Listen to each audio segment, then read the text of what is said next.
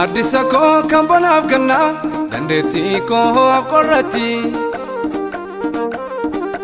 jaalatamee jibbame argeera akka keemmoo nan taane haati. Gaaddisa koo kan bonaaf gannaa dandeettii koo qorratti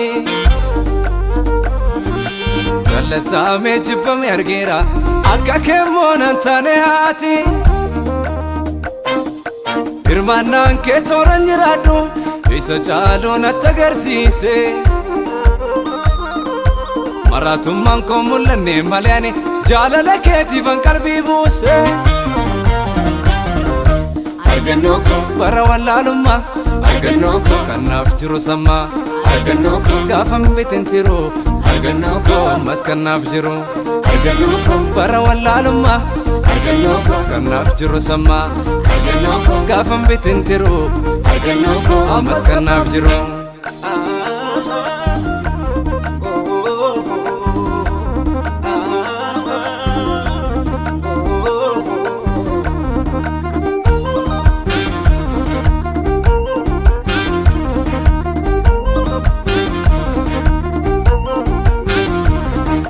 Qajeelcha kee tokko yuun baatu waajjirra keetti sanduuqni yaada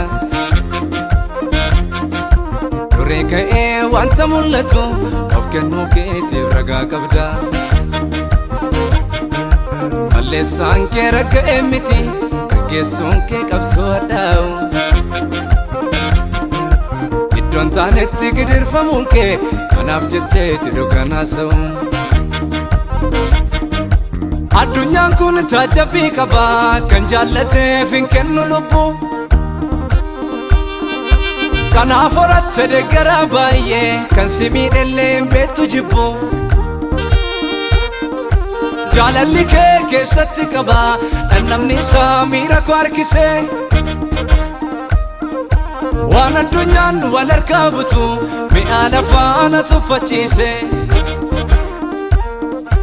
Gaarummaan kee jibba galaafatu gaarummaan kee inni bu'aaf diina gaarummaan kee firaa furman qoonne gaarummaan kee seera dukkana gaarummaan kee dogogoraan makee gaarummaan kee namaan hin qeeqamu gaarummaan kee qalbii koo to'asisa gaarummaan kee aan akka faarfamu gaarummaan kee jibba galaafatu gaarummaan kee inni bu'aaf diina gaarummaan kee firaa furman qoonne gaarummaan kee seera dukkana gaarummaan kee dogogoraan makee gaarummaan kee namaan hin qeeqamu gaarummaan kee qalbii koo to'asisa gaarummaan kee aan akka faarfamu.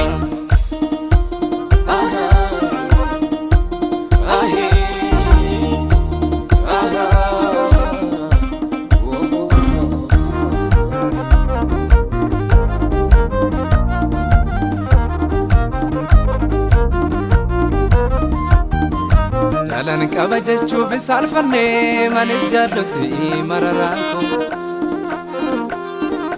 dadhabbiin kee inni dachaaf gaara ulfina kee ibsa jireenyi koo onneen rakkaa maddee jajannaa koo ho'aadha durii yoosiifa mallee kanan baraaf walitti kuusee ammaalan siif qaba faaruu malee. Tulluu guddaan gaarummaa kennoksuu hin danda'u sammuu faangoon dachee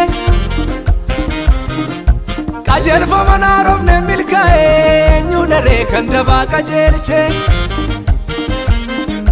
mormii malee gonfatte jaalalaa hin jiraatta baraaf amanamtee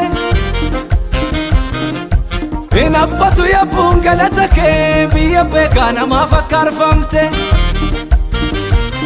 Dureessa addunyaa dhiigaan bitee min argatti baatu lubbuu koo hordofuun jaalladhan hunda dhiisee misaan ittiin jedhu waan ofii koo ofirra caalchisee na jaallatee mutuu dhukkubsatu naaf dhiigu dukkananni keessaa na baasee namnu ibsaadhaan walin argu. Bakka koo ijaajjee waraaname mundanaaf hojjete gooftaan koo rooba hamaan jalatti dheessee aduuyuu sodaatu dibaabee koo dirqamni jaalalaa isa namaase inni naaf dhaabate gabaa lubbuu otonni karaarra nan buufne makka sanna lannee seenaan qabu